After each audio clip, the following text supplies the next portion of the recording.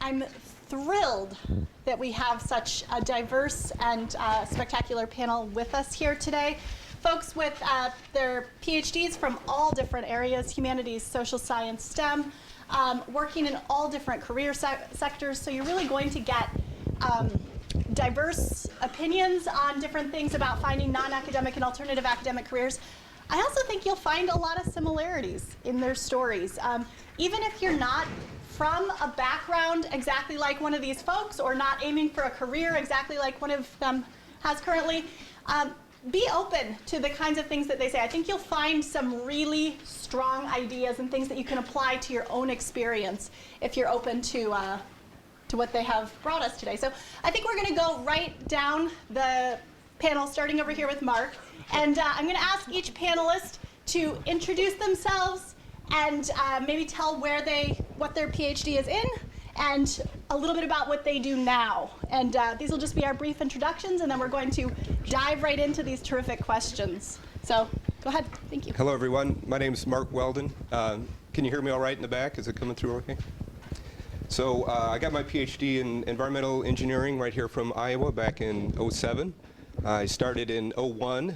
I don't know if you call it a non-traditional student anymore. I thought I was a non-traditional student because I came back to grad school after I had been working for 15 or 20 years. My work experience before coming back was in the pulp and paper industry, in industrial power plants, energy systems, that kind of thing. I came back to grad school initially thinking to return to academia, become a professor. As I was nearing the end of my degree, just looking at the job opportunities, I had more opportunities to go back into industry than I did to stay in academia, so I went that route. My first job after grad school was at the city of Ames. I was the plant engineer for their municipal power plant over in Ames. And then after that, I started working at Quaker Oats, where I do now. I'm what they call a principal sustainability engineer, so I'm interested in energy conservation, water conservation, waste reduction, environmental sustainability kind of in all its forms. Worked at the plant for about 5 years, and I recently took a division role, so now I've got responsibility over 4 Quaker U.S. plants, all in the environmental sustainability area. My name is Sam Van Horn. I work here at the University of Iowa as assessment coordinator in the Office of the Provost and in the Educational Department in Information Technology Services. And I got my PhD here in the Language Literacy and Culture program, which is in the Department of Teaching and Learning, and just like Jen did here. And so my role specifically is just we conduct a lot of institutional research about educational technology innovations, and as well as issues important to the institution itself about institutional health and effectiveness. And I think that's my minute, maybe. Okay. Good morning. My name is Lou Sanborn. I am an associate vice president at Noel Levitz, which is a higher education enrollment management consulting firm. We have offices actually in Coralville and in Denver. I got my PhD in 2001 from Illinois State University in higher ed administration. I was one of those people who was fortunate after I got a master's degree in English to land a job in higher ed. So I thought I was going to be faculty, and I was half-time teaching in the English department and half-time doing academic support. And what I discovered is that I liked administration. And so gradually, instead of having to leave and take a new job, every 3 years it seemed I got a new opportunity to try something different. And so I actually had to decide, do I want to go faculty, do I want to go administration? I took one course in the linguistics program here at Iowa in 1997. I did well, but that was not the right path for me. And so did my PhD as a full-time person, working full-time and a part-time student. So after working a number of years on a campus, had an opportunity to become a consultant full-time, and because travel is glamorous and sexy, and for the last 6.5 years I've been doing that. So now I head up our strategic enrollment planning division. So I work with colleges and universities across the United States and Canada to help them figure out how they're going to grow if they want to grow enrollment, or how they're going to grow revenue if they don't want to grow enrollment because they're at capacity in one way or another. So I'm not really alt-AC. In a way, I'm fully AC. But I work for a for-profit company that primarily serves the not-for-profit education sector. So. I'm Trina Roberts. I'm the Associate Director of the UI Museum of Natural History, so just up the hill from here. I have a PhD in evolutionary biology from the University of Chicago in 2005. I did a kind of classic science thing and did 2 postdocs after that, one at the University of Alaska, one at the National Evolutionary Synthesis Center in Durham, North Carolina. I was applying for faculty jobs. I did not get a faculty job. I got this job instead. This is probably a better fit for me for various reasons, but I guess I'm kind of half AC, where here I am on a college campus. I hang out with evolutionary biologists in the biology department. In theory, I have some time in my job to do research. It doesn't always work out that way, but I haven't gone very far from the academic track, and yet here I am in a staff job and not a faculty job. Good morning. My name is John Rayland. I graduated in electrical engineering with a PhD in 2011. That opened up an opportunity in the Rockwell Collins Advanced Technology Center, where I work on zero-order optimization research for power amplifiers for transmitters. And I worked 10 years part-time and on my education, and 1 year full-time because that was a program requirement. So I'm very indebted to the electrical engineering department for the education and the opportunities that it opened up. Thanks. I'm Kirk Phillips. I'm a research scientist with Unity Point Health. We operate several hospitals in Iowa, Illinois, and Wisconsin. I received my PhD here at University of Iowa in the interdisciplinary graduate program. It was in health informatics and epidemiology, and have a couple master's degrees prior to that. My current work includes predictive modeling and performance measurement in healthcare. So kind of like my dissertation, they told me, would define me, which was about predicting mortality with regression and data mining models. I'm working with large data sets and big data, if you will, in that field of healthcare. Good morning. My name is Linda Stewart-Crone, and I am also, I guess, half AC in that I work here on the campus within the Division of Student Life. I'm the director of the Women's Resource and Action Center. I'm also, I think, the only person on the panel without a PhD. I received my master's from the School of Music here at Iowa in choral conducting, and then spent an additional year earning an artist certificate in orchestral conducting. And during that time, I conducted some research, ethnomusicological research, on the township singing traditions in southern and southwest Africa as part of the anti-apartheid, anti-colonialist movement, and thought I was going to be interested in the music, and instead ended up interested in the social action aspect of that work. It changed my career path. I spent some time working jobs to support my music habit for about 10 years after graduation. Musically, I was working as a chorus master for the Cedar Rapids Opera Theater. I was a founder and director of the local LGBT chorus. I worked for local churches as a choir master, and still do that. But I was also learning to be an administrator and a community organizer. And I like to talk about transferable skills a lot, and I will say that the best transferable skills I can imagine that prepared me for the current job I have is my experience in the choral and orchestral conducting programs. Learning to lead groups of people to accomplish something together that they cannot do separately is now the work that I do. So I encourage you to think about your transferable skills. Thank you. So I'm Catherine Hale. I'm the curator of African and non-Western art at the University of Iowa Museum of Art. I might be the most recent PhD on this panel, which is I just got my PhD in May of 2013. I finished my graduate work at Harvard University, but I took this job full-time in August of 2011, so I made that painful decision to hit the job market before I was finished my PhD. And I worked full-time while staying up at night, till 3 or 4 in the morning writing my dissertation.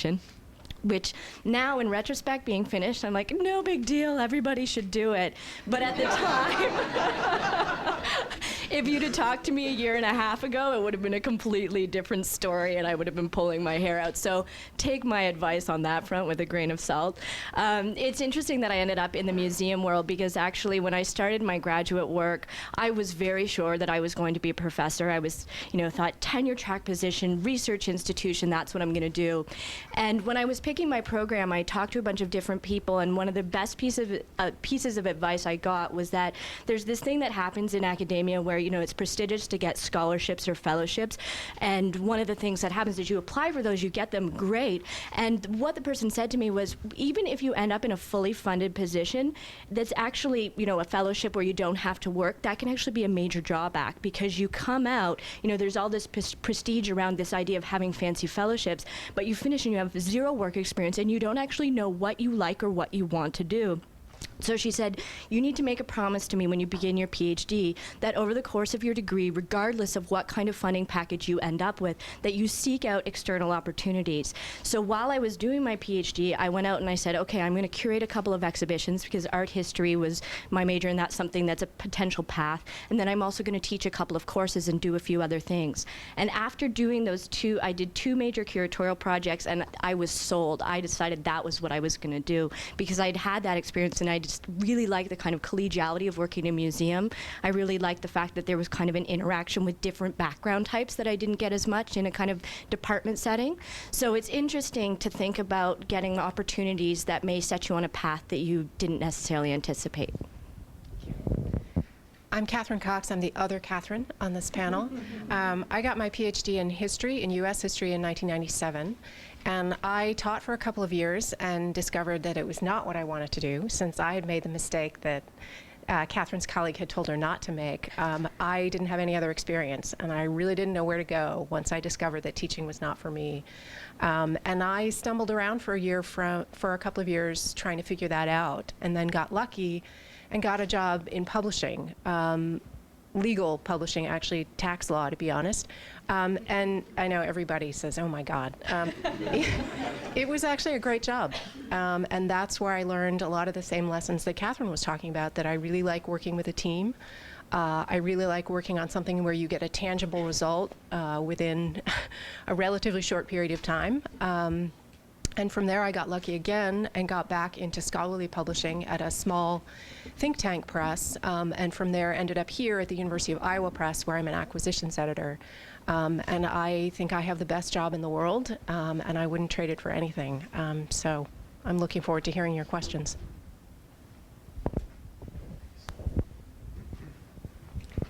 Terrific. Thank you so much, everyone.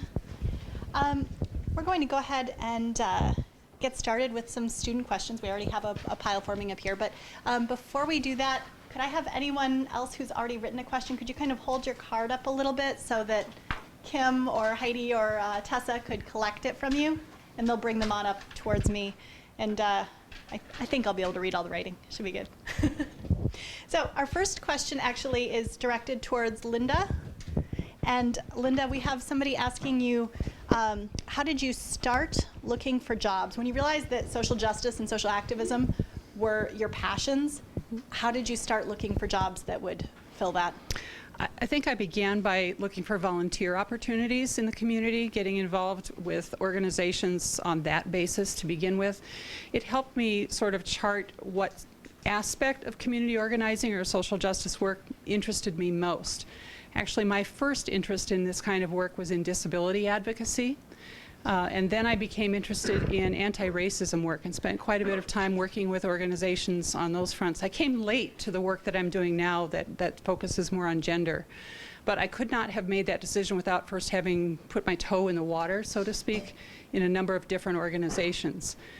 At the same time, as any good musician, I had a day job, which was administrative.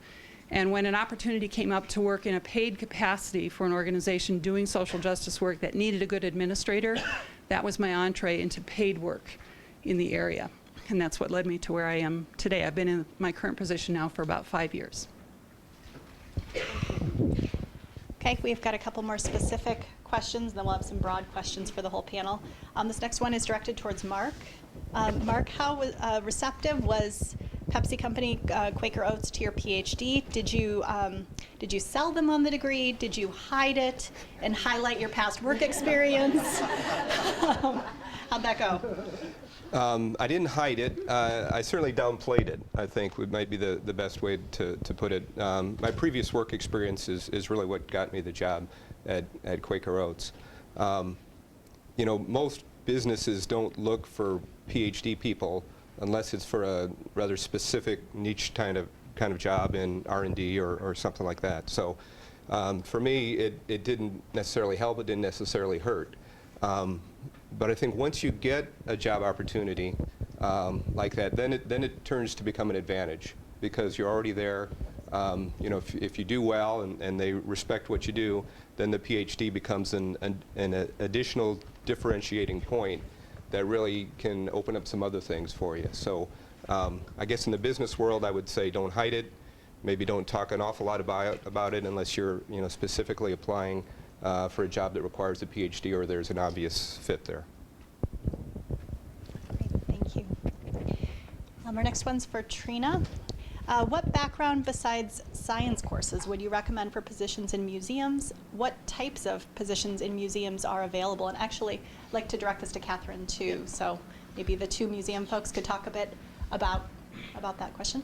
So in natural history museums, on the curatorial side, traditionally a science background is the thing you have. That's kind of how I got here. I was actually a resident grad student at the Field Museum in Chicago, so I had museum experience coming into this job. Also, I knew the person who was hiring the person for this position, which is actually how I got this job. In general, for museum jobs, if you're interested in that kind of thing, maybe get some volunteer experience. Every museum needs volunteers in every part of our operations. If you're here on campus, sit in on some museum studies classes or take some museum studies classes. If you think you might want to go forward in museums, that is a good thing to have done, to have on your resume, and to have thought about some of the issues facing museums these days. You know, we have a program in this, so you're on a college campus, you can take advantage of that. If you're interested in, more administrative things, sit in on some business classes, sit in on some communications classes. We are essentially a small business. We run the way any small business does. We need all the kinds of things that any business does. So your academic training is excellent for some of the disciplinary stuff, including things like informal science education, program development, developing STEM programs for K through 12 groups, developing, Night at the Museum programs for 6-year-olds we do a lot of. Maybe your biology background, your chemistry background, your linguistics background, whatever is going to be good for those in some kind of museum. But lots of other kinds of skills might also be. And if you're on a college campus, there are places where you can be getting those while you're doing your actual degree. That's Catherine. Well, I would say there's a couple of things that people don't think of right away when they think of the art museum. I don't know if we have anybody who's doing library science at all, but if you're in library science, we need you. That's an area we've actually started really recruiting in, particularly for registrarial, people who are very good at making systems of moving information around, especially if you have digital knowledge and that kind of thing, because it's not something that the museum historically necessarily has people trained in those areas. And I think the museums are starting to really open their eyes to different kinds of talents in different areas. Conventionally, the relationship between art museums was you got a degree in art history and then you worked at an art museum. But people are starting to think in very different ways. Another big thrust, I would say, is happening not only with art museums, but with other types of museums, particularly on university campuses, is thinking about connections with different disciplines, non-traditional relationships with different departments.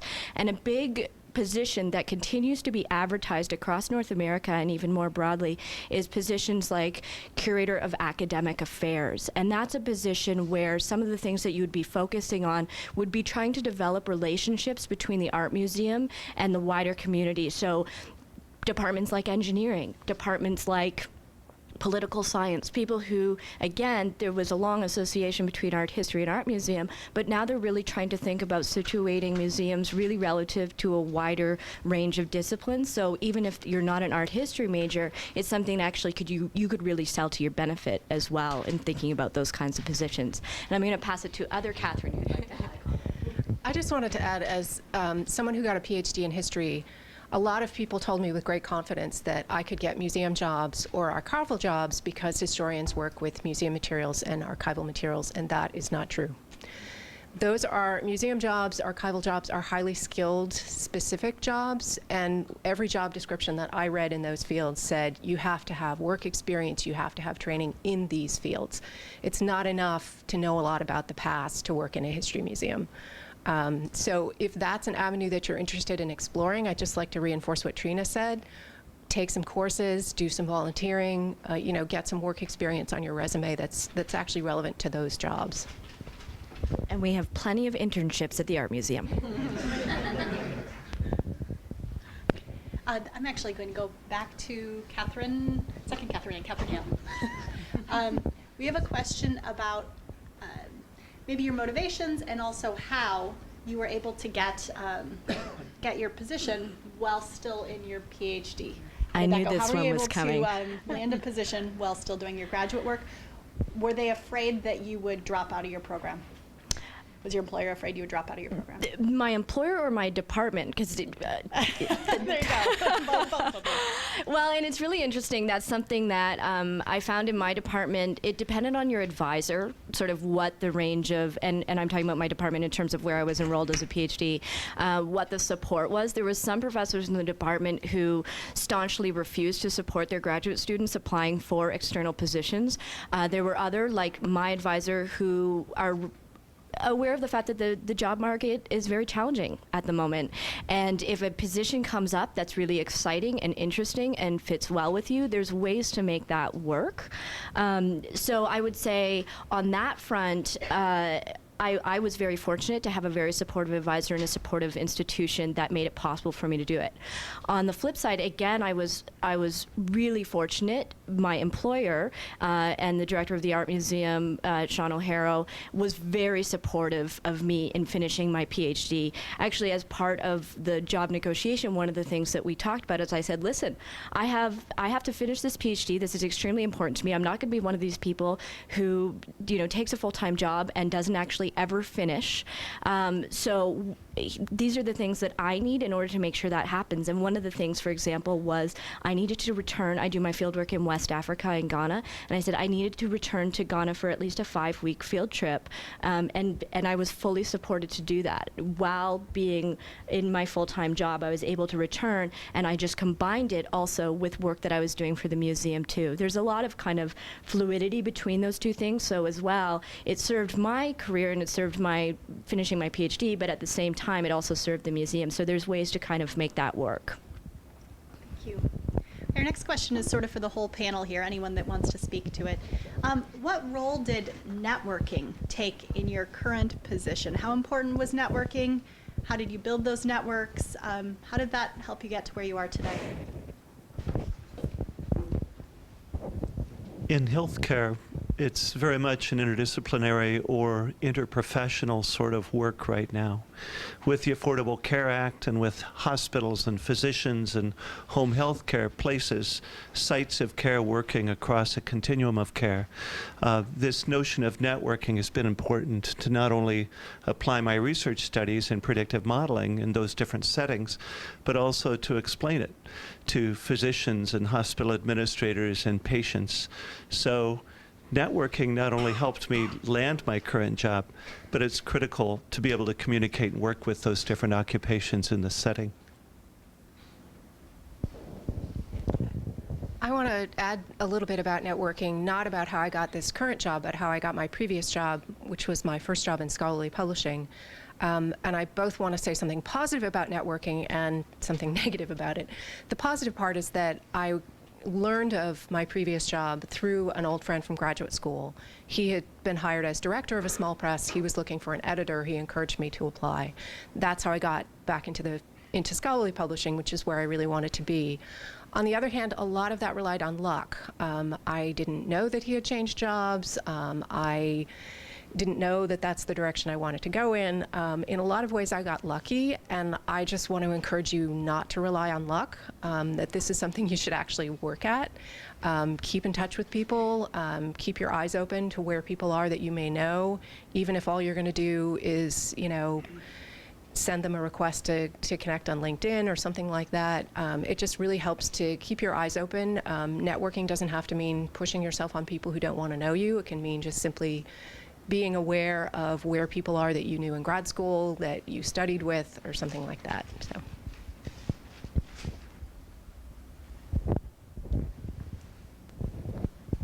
So I kind of got my current job by networking. I knew the person who was hiring for the position. I fit it really well, and I fit it really well partly because I knew the person who was creating the position, and he was able to kind of write the position by talking to me and realize that I had some of the skills that he wanted. If I hadn't already known the people here, I might still have applied. Who knows whether I would have gotten the job. So it helped. It may or may not have been the only thing in my favor. Certainly be talking to people. You have skills. Don't be afraid to say to people in any kind of networking-ish situation, these are the skills I have that I think might be useful in your field. How would this match up with opportunities? Everybody hates networking, or most people hate networking. Nobody's going to come out and say, yes, I love networking. It's awkward. Most of us hate putting ourselves forward. You hate saying that you have skills. You would like people to notice them on their own. Most people don't have time to do that. So tell people what your skills are and ask how those skills might fit with their fields if you're interested in those fields. And they'll remember you, because we're all looking for good people. And if you are a good fit, then they'll be in a mood to come back and talk to you when they have an opportunity that fits you. I think part of networking actually happens in whatever position you're in now with the people that you have access to. So one of the reasons I advanced in the positions I had with just a master's degree is because I was willing to volunteer for cross-department committees or task forces or doing those things. So it was important for me not just to be perceived as that guy who taught developmental English and linguistics to the education majors. I was also someone who worked on a number of different committees. So getting known like that is really important. We interviewed a candidate yesterday for a position at Noel Levitz who, when she moved with her husband, she said it was really scary because it was the first time that she'd not had a job. But she immediately picked up some adjunct coursework, and within that first semester had landed an administrative position because she took an adjunct position, she got to know people on that campus, and all of a sudden she's a known quantity. So, as working for a company that prefers hiring PhDs, we actually don't like to advertise our positions. Because when we advertise positions, we get thousands of applications from people who do not have PhDs. And so it's a ridiculous amount of work for our HR department. Unfortunately, we have one that feeds all the non-qualified, filters all those people out. But most of the people we hire because somebody knows them and recommended them. And so there was an element of luck for me, because when I became an associate consultant, my boss was already an associate consultant for Noel Levitz, and he said, I want you to do this work because it'll be great professional development for you. So, don't take those part-time opportunities lightly. Don't take internal committee opportunities lightly. The more you can get out of your silo, the more people are going to get to know you, the better off you're going to be. Silo's bad. Okay, Those kind of silos. our next question is actually directed towards Kirk, but it can be anybody else that might have an interest in that as well. They're wondering about how you break into sort of hospital or health research, and is the postdoc necessary? Is a postdoc necessary before bringing? And Trina might have thoughts about this too. Sure. On the postdoc, I only graduated 12 years ago, so I took kind of a circuitous path starting in music, as Lynn and I spoke some time ago. I started in health policy and research, in planning actually, under Lyndon Johnson funded federal planning agency. And so it's been a circuitous path, but it's been a useful path by way of building a base of experience in measurement and a breadth of skills, and then getting more into a specific science. I mentioned earlier that I work in an interprofessional environment, so getting into this field can be through an academic, but also through an experience base. We work with nurses and other clinicians who work into measurement and performance evaluation and that sort of thing as health informaticists. So health informatics is a useful key phrase if you're interested in this field. With regard to postdoc, I graduated 12 years ago and asked my wife if I could go for a postdoc, and she said she has a list of things for me to do. And actually, my advisor suggested I get back to industry. I'd been working in this field for 30 years, was in graduate school as a full-time person working at the time for Wellmark Blue Cross Blue Shield. So you can balance it all carefully. It takes a lot of discipline to stay focused on your studies and not become an ABD. And I may go back for a postdoc yet. All right, this is kind of an interesting one. Have any of you ever been told that you're overqualified for a position that you applied for because of your PhD? Have you been overqualified? Yes. I've been told that directly, not so much in a negative sense, but I've had people say, oh, wow, you know, to get an application from someone with a PhD, which instantly made me feel underqualified, I have to say. I think mostly I figured out that I was overqualified simply by the number of applications that I sent out that got absolutely no response whatsoever. I was in the position of having a PhD with very limited work experience, and so people look at you when you apply for an entry-level job, you're automatically overqualified, but when you apply for something more advanced, you're automatically underqualified because you don't have the work experience. And I got lucky once and got hired by somebody that I think was overly impressed with the PhD, and I found myself in a position where I had to learn on the job very quickly the skills that were actually necessary. That is something actually that studying for a PhD equips you to do very well, is to learn fast, assimilate information, and figure out what you need to do. So yeah, I think you do have to be cautious about that, and I can't remember who said when we were introducing ourselves, or I think maybe it was one of the early questions, did your PhD hurt you? There are ways in which it can. I certainly was advised when I started working outside the academy not to talk about my PhD, not to go on about my dissertation, to really focus on the job, and I think that was great advice. You're working with people to get a certain specific set of tasks done, and that needs to be your focus. And if you continually talk about your PhD, they get the impression that you're not serious about this job, that you're always wishing you could be somewhere else, and that's not a great way to get or keep a job. This one is directed towards Jim, Mark, Kirk, anybody else who would like to answer. The student asks, one of their pleasures about doing research in academia is the freedom to choose what problems you want to solve. To what extent is that possible outside of the academy? How much choice do you get in the research that you're doing? Well, in engineering, you don't, the people with the money get to make the decision. However, there are various government agencies that are looking for various problems to be solved, and if you see one, there's various websites that we study that have problems which the government is willing to fund research into, and if you can convince your supervisor that you have some ability to perform in this area, and then you can go through all the proposal paperwork. So there might be some ways in which you could work on something you're interested in, but basically it comes from outside, and you're just told what are these problems, what do we need to figure out. I like what he just said about if you have a vision of other parts of research and a personal passion for doing it, you can convince your boss of that. In my work, it's often in a health policy context. So my day-to-day can be this convergent, divergent process of where does my work fit within the health policy and federal health policy context of what we're trying to get done.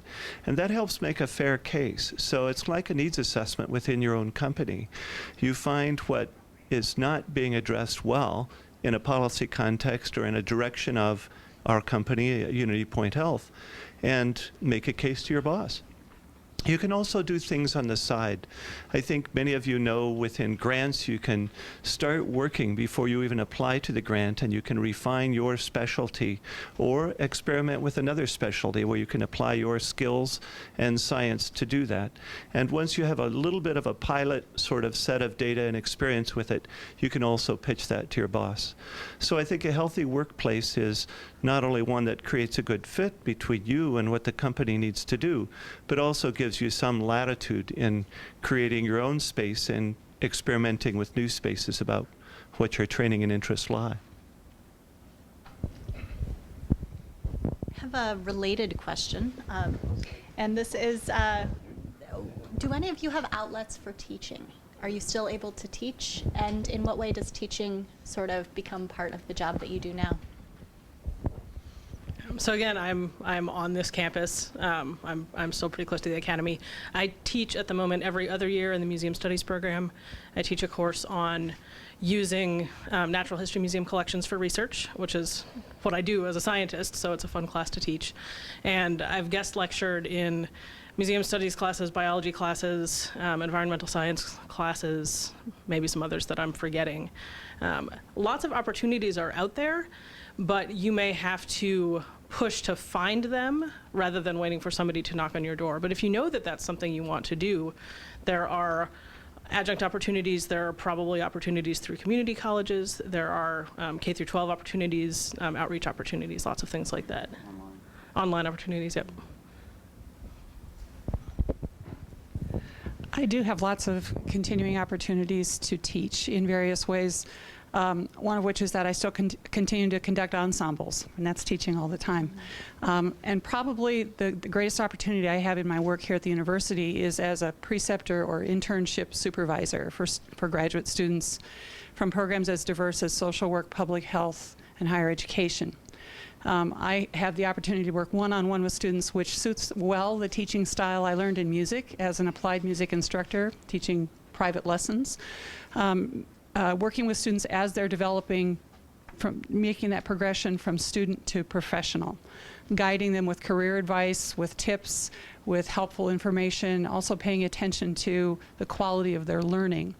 And nothing gives me more pleasure than following their careers after they leave the institution here and hearing back from them about lessons that, topics that we discussed in our one-on-one supervision meetings playing out in their professional work. So those are also opportunities to continue to educate by working one-on-one with students who are interning, or volunteers for that matter. I know that that's a frequent opportunity, I'm sure, in the museum world as well. Yeah, I guess I would just add to that, working in the museum world, I would say that at least 50% of my day-to-day life involves teaching in some capacity, whether it's supervising interns, whether it's teaching in the art gallery. I also think about curating exhibitions as a form of education as well. I project manage our visual classroom on campus, as I mentioned. That's a space that's really targeted toward integrating with different campuses, or different departments across campus. Thank you. Okay, this is sort of a transferable skills question, but actually before I do that, I'll say I think we only have about 20 minutes left, so room for just a few more questions. If people raise their hand, we might be able to get them in. I'm trying to sort of group them under categories up here. As far as transferable skills are concerned, how much of the content knowledge that you developed during your doctoral work, or say your work from your dissertation, how much of that work enters into what you do now? So, in training and education, a lot of the content knowledge applies because, for example, my position, people around me are managing all different types of educational technology. They like shiny things. They like things that glitter, and are not very good at critically evaluating things. And so a lot of what we learn in education and instructional design is very transferable to these situations where we end up putting the brakes on people very often. This is a field where the companies with products move much more faster than research can. So it's very important to, and they appreciate that type of decision. And also, in terms of content, research methods, those types of skills are very critical too, because people are sort of now waking up to the fact that they like the phrase big data. They're looking at the own big data they have, but they don't know at all what to do with it. And if you have a training in, developing a research question, finding out how to answer that in an effective way that is can be done efficiently, that type of skill is very transferable. And so, I really recommend the more research methods courses you can take and your discipline, the better, because that just means the more types of questions that you can investigate and also understand the prior types of research that have been done in a variety of ways in terms of the things you're studying.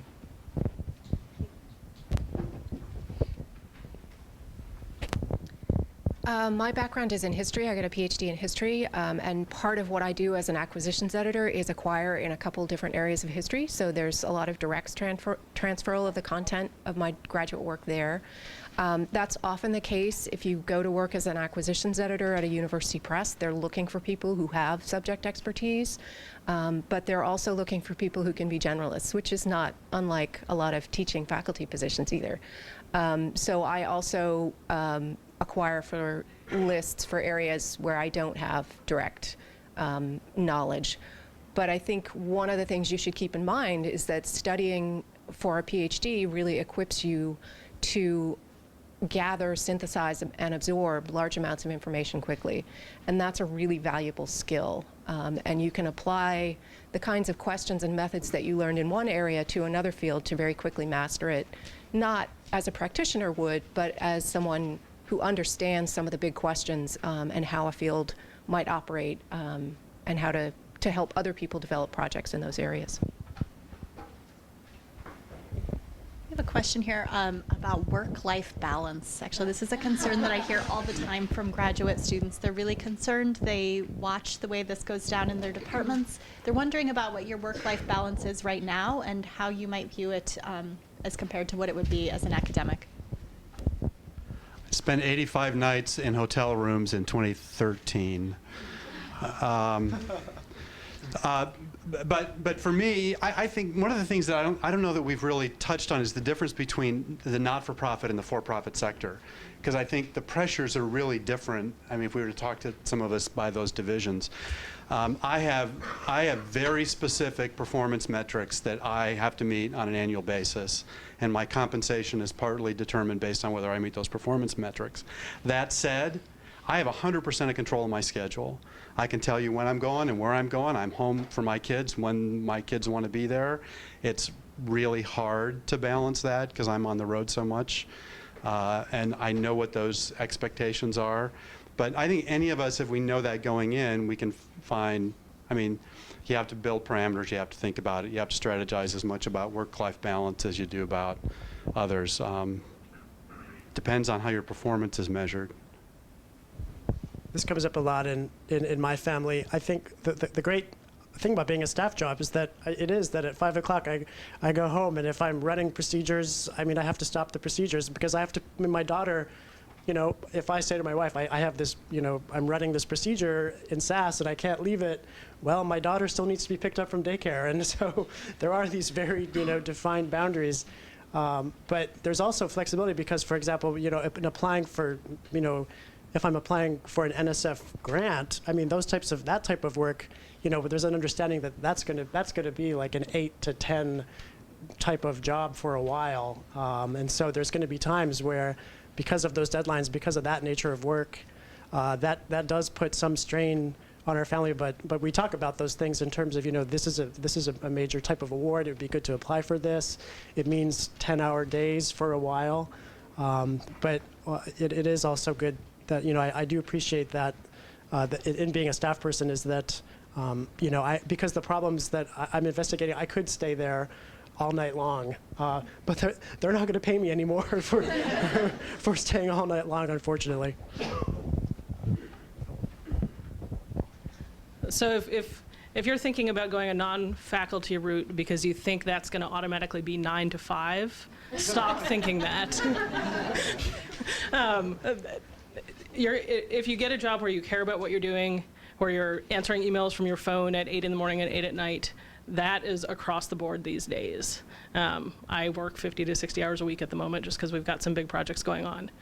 If you don't want to do that, then you need to find a job that will allow you to balance things the way you want to balance them, whether that's an academic job or a non-academic job or a part academic job. But it's hard in everything because you're smart people and you want to be really invested in what you're doing. And being really invested in what you're doing often turns into trying to work a lot of hours at it. I would be remiss if I didn't mention the fact that there are still very different perceptions in the workplace about work-life balance based on your gender. It's an unfortunate fact that remains with us. We've made progress on this front, but we're not there yet. All the economic data out there shows us that, for instance, when women take time out from their career tracks to care for family members or fulfill other non-work responsibilities, we are set back quite a bit. And even when we return to the workforce, we may face attitudes of folks thinking we're not taking the job seriously, we're not dedicated to the career, we'd rather be somewhere else, all of that sort of thing. And while it is equally true that plenty of men want to achieve the same kind of work-life balance and are equally drawn toward family responsibilities, and I think that role for men is changing rapidly in our society. There are still different gender dynamics at work in the workplace, and it's important not to be naive about them. I don't think we need to be dissuaded by them or adopt a mentality that all is hopeless or that we need to go and storm barricades, but it's something to be aware of.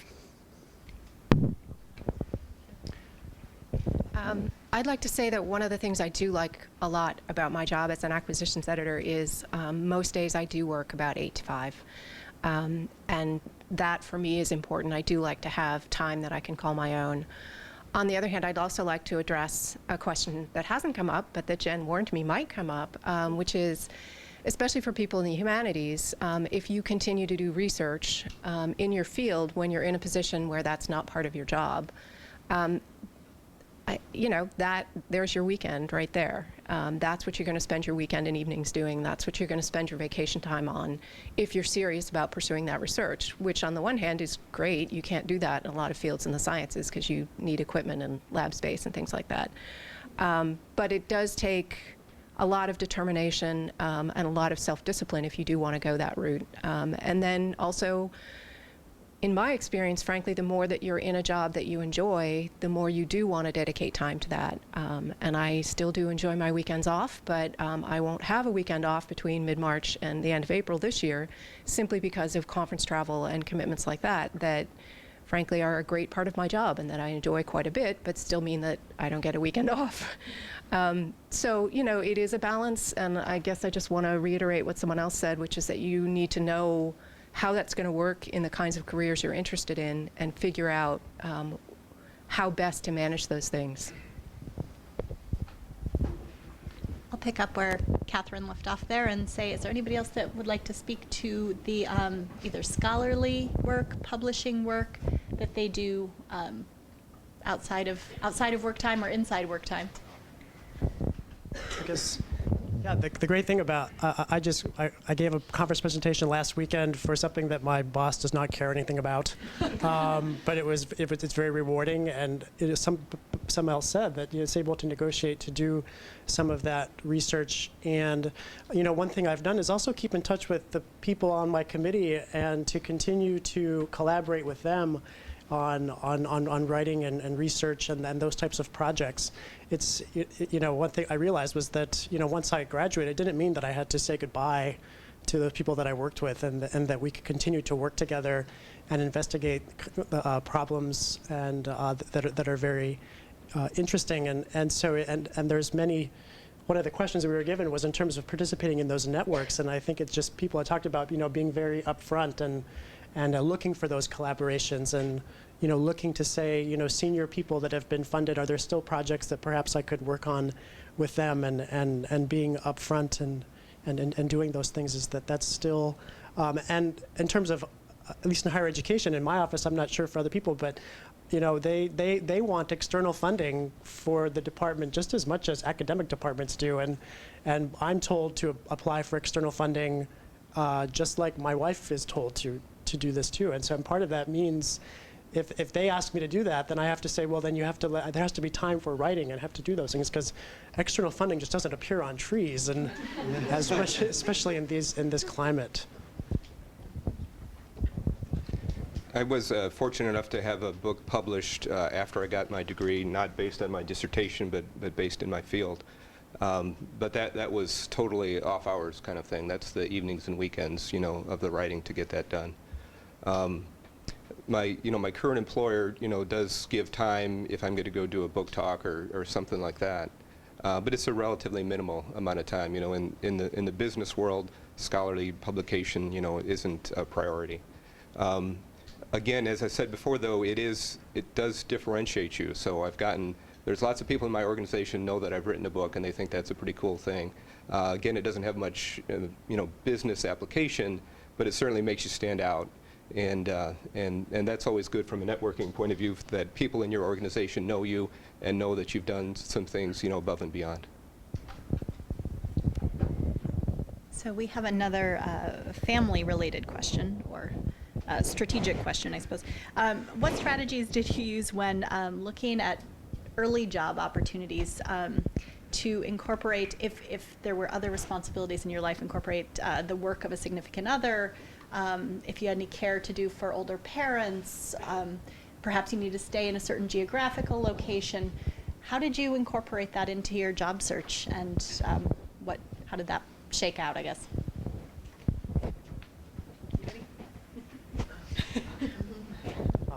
When it was when I graduated. My wife is a faculty member here, and so when I got my degree, the search was obviously very local, and because my wife is the primary breadwinner too, and so when I was looking at positions that I was available for, it actually didn't make sense to move us. I mean, it didn't make sense for my wife's opportunity, to me to take an opportunity at the cost of what happened to my wife, and so things were very local, and that was for me a very bitter. It was I will say, I'll be honest, it was a very bitter pill to swallow at first, because I had these impressions that I would find something and we would all move, and but my wife's field is very specialized.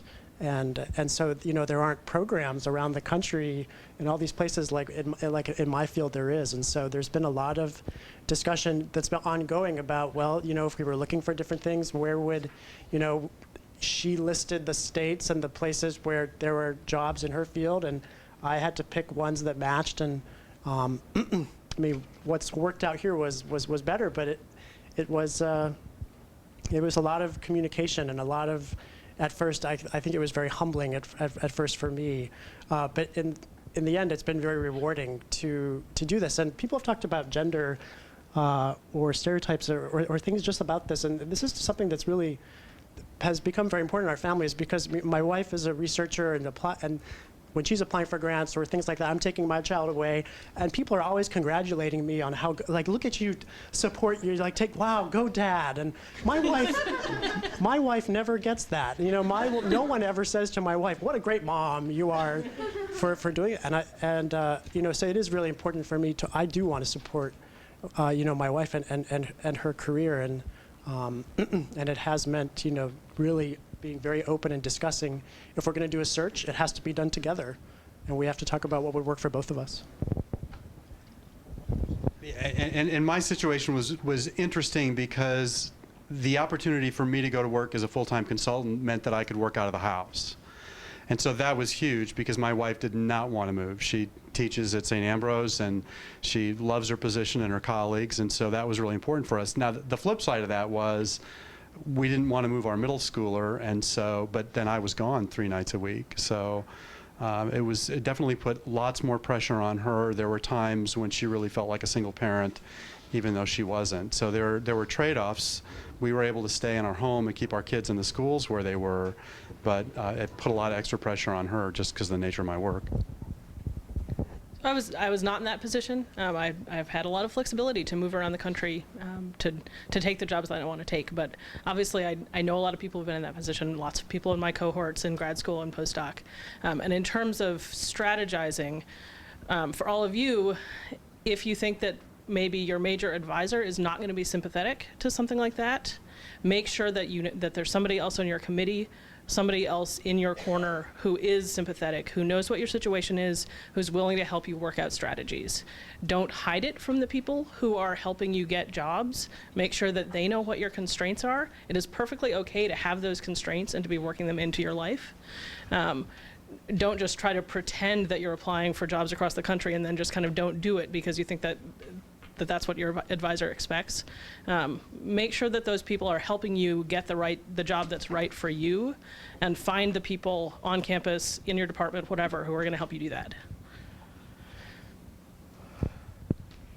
Thank you. And we're actually running short on time now. So with our last questions, we're going to make sure that these get circulated, but we don't have time to ask our last few batches of questions up here. But what I would like is if folks on our panel might take just a moment and think about what piece of advice you might have. We have students from all different disciplines, STEM field, social science, humanities, in this room. Clearly, some of them are thinking about non-academic careers. Many of them are still thinking primarily tenure track careers. What piece of advice might you give them? It can be something about the basics of finding a non-academic job, or something about the struggles of it. What might you tell them about their search and their efforts?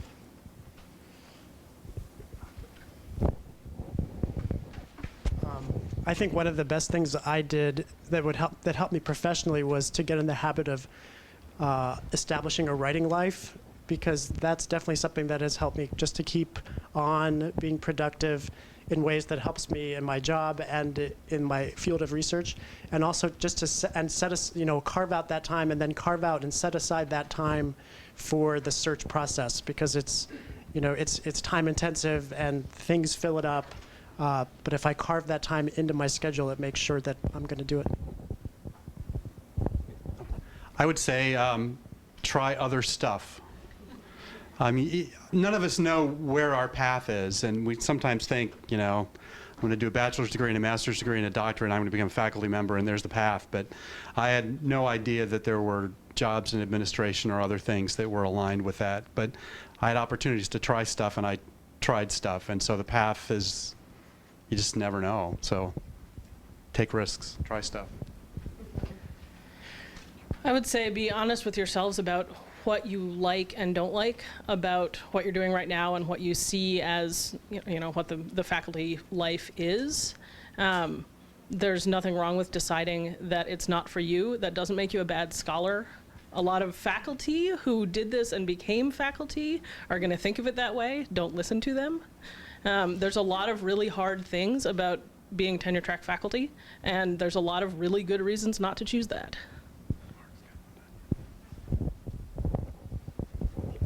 I guess from the business and industry perspective, I want to echo a comment that was made at the other end of the table a little earlier, is that as you're going in for an interview, people really don't want to know what your dissertation was about in most cases. So instead, what you have to do is you have to sell them on the skills that you have obtained by going through the process, whether it's research, writing, critical analysis, and figure out how that applies to the position that you're going for. They will be impressed by your PhD. I just don't think that they'll really care too much about the details of your dissertation. Oh, I think the best thing I can tell you is just whatever your chosen field is, try and be on top. Try and be the best you can at it so that you differentiate. Say you take some major where there's no obvious job, say, for example, film study or something like that. Well, if you're the very best at that, then whatever jobs happen to be there, you're probably going to get. So just be determined to be the very best in your chosen field. I like following John. I do. One way that you can size that up is join your professional society. In my case, the American Medical Informatics Association. It's a national and international group. Student discounts are very inexpensive. To join these societies, each of your disciplines undoubtedly have one. And commit yourself to presenting. I've presented posters annually while I was a grad student in my professional society. And that got really smart people to come by my poster or talk to me after and interact about what my interest was in the field. Health informatics is abstract, so these societies also help define in operational terms not only the job opportunities, but help. If your mom asks you, what are you going to do for a living, at least you can point to a website and say, this is what it's about. So as you transition into the not-so-real world, I'll say, think about joining it and becoming very active in a professional society. I guess I would say from my own experience, be open to surprise. If someone had told me when I was a graduate student that I would be doing what I'm doing today, I would not have believed them. But I have the best job in the world. and I would not be here had I not been willing to take the surprising route that what I thought was ethnomusicological research took me on. So be open to surprise. And the other piece of advice a wise mentor once gave me is to keep in mind the mark that you want to leave on the world. Whether that's, I'm going to discover the cure for a disease that hasn't been discovered yet, I'm going to uncover some knowledge that hasn't yet been discovered, I'm going to invent something or make some process better in some way that's going to make a meaningful difference. That's your guiding star. What kind of mark do you want to leave on the world? I would say two things. Number one, even if you are the absolute top of your field, the most brilliant person in your class, it doesn't mean that every job you apply is the right one for you, and it doesn't mean that you're going to get it. You may not be the right fit. It does not mean that you are not talented. It does not mean that you are not strong, and it does not mean that you will not find something that is a better fit for you. So when you do apply for these jobs, keep applying for them. Even if you're trying to target a specific area, one of the pieces of advice that my advisor gave to me was, she said, the way that you learn to how to apply for jobs is by applying for jobs.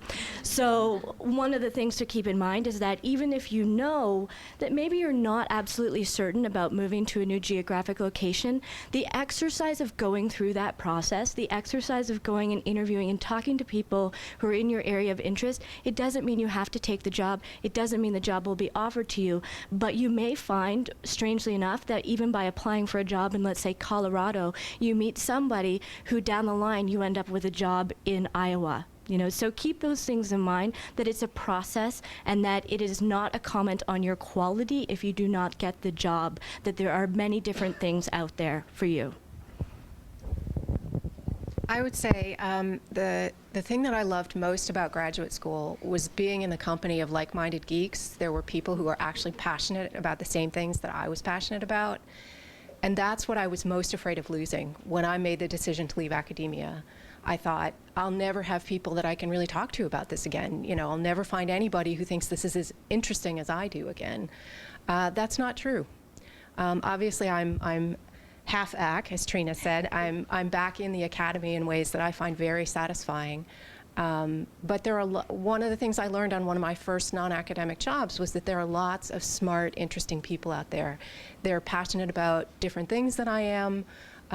They're deeply engaged in other kinds of pursuits, but they're really smart and they're really interesting. And that was something that for me was immensely reassuring, that you can find those communities of passion, you can find interesting people to talk to, and they're not all in the university studying for PhDs.